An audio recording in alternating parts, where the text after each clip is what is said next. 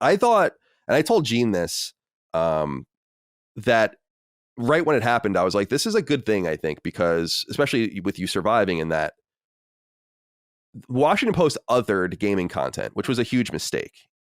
And Gene can now just be doing games coverage for the Washington Post under their entertainment vertical, which is where it should always be. And that will legitimize it and help further legitimize games amongst people that are still wary about their entertainment value or their economic realities. And so you don't want to have a separate other gaming section at the Washington Post or the New York Times or the LA Times, or whatever. You want to have an entertainment section that includes video games. And this is an opportunity for them to do that right. Anyone that told them that gave them this advice was dumb. They were wrong. However, I've been seeing a lot of people talking a great deal as layoffs are happening around the industry about the value of games journalism and people kind of lamenting it.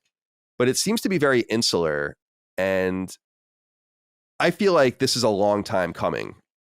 It brings up the question of how much of this was inexorable and economic, how much of this is the fault of the outlets themselves, how much of it is even the fault of the people that were writing at these outlets that squandered a lot of these outlets' good names and the momentum that were built by other staffs before them. It kind of reminds me of how when we first started to get download games, we separated them into indie games. It's like, no, these are just games.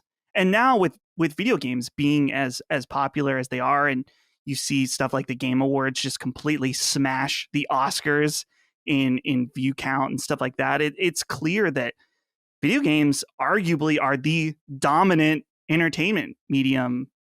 So yeah, it would make sense that you don't want to segue into this separate thing. But I just wonder, you're talking about how, this is an industry-wide thing, and the musical chair is going on about like people trying to figure out where they're going to go next, but it seems like everyone is laying off at the same time. I just wonder, is it that people, like you said, there's just been a degradation in quality at these sites that people no longer want to read about games coverage? Or is it just simply the fact that people don't read about video games? The audience that checks out games, because it is such a visual medium, they don't want to read about it. They want to go on YouTube. They want to watch a video. They want to see it before them. And I get that. You can get a feel for a game through the written word, but you really get it from seeing it and hearing someone talk about it in depth in a conversational way, like we often do. So it's one of those things that it is unfortunate, because I think there's a lot of good things that can come from written stuff, but I also understand why it just simply isn't appealing enough anymore to facilitate all these different people having jobs. I did email someone at Kotaku to try to talk about this, and it was a pretty forward email because I don't like to waste people's time. I have questions. I want to ask things. I saw someone over there named Luke. Why can't I think of his last name right now? I should know it. I'm looking up the email right now. Let's see. Luke Plunkett. And I emailed, and he said something on Twitter that I thought was strange. He said, and I'm pulling it up now. Sorry, I should have been more prepared. He says, I know times are tough, but if you want good stuff to read, you're going to have to start paying for it. The advertiser-supported internet is rotten wood, and the whole thing is about to come down.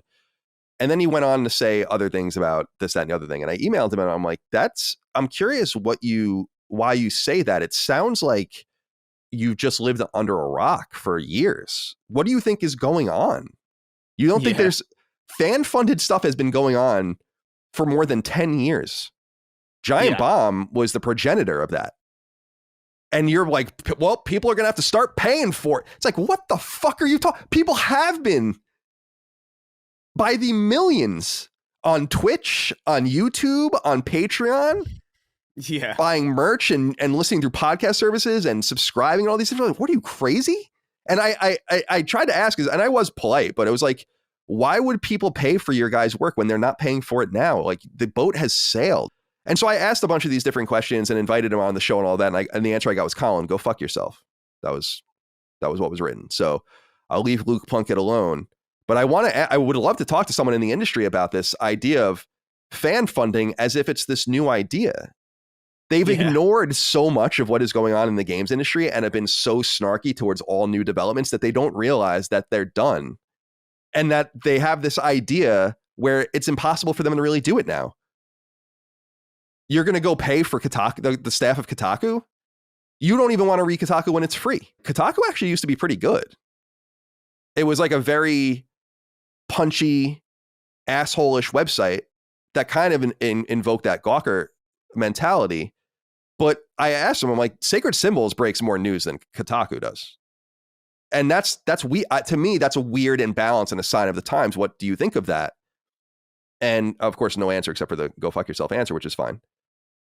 But here's the thing is that I think there is some inexorable trends that are eliminating this stuff, no doubt.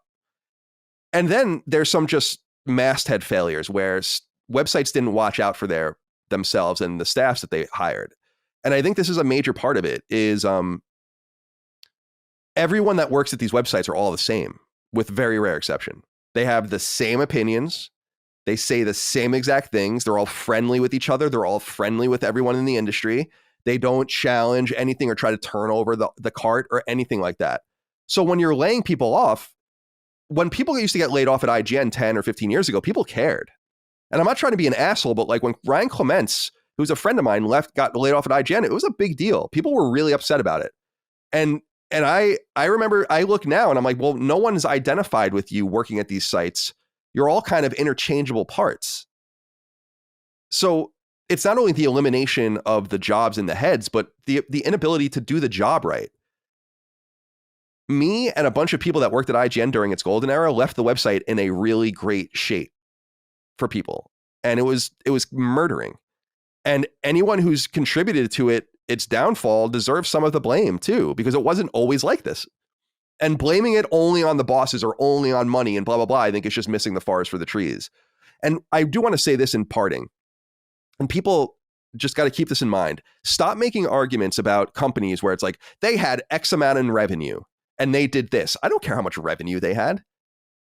That's not relevant. Revenue is not relevant. Profit, operating income is relevant. So I hate when people say, like, you know, a really good example of this is Apple didn't lay anyone off in this recent layoff. And Tim Cook the CEO took a $50 million pay cut. And people were like, they didn't have any layoffs because Tim Cook took a $50 million pay cut. And I'm like, $50 million will pay a few hundred people at Apple for 1 year. So I don't know what you're talking about. Like, you know, like people just don't quite understand the operations of a business. It's deeper than that. I'm not saying some of these companies couldn't afford to keep people on, but you don't focus on you focus on the monies being made after expenses, not revenue. Amazon had tons of revenue for 20 years and made $0 in income, operating income, zero. You can't look at it through that lens. So I just wanted to throw that out there. Not apropos of nothing. Okay.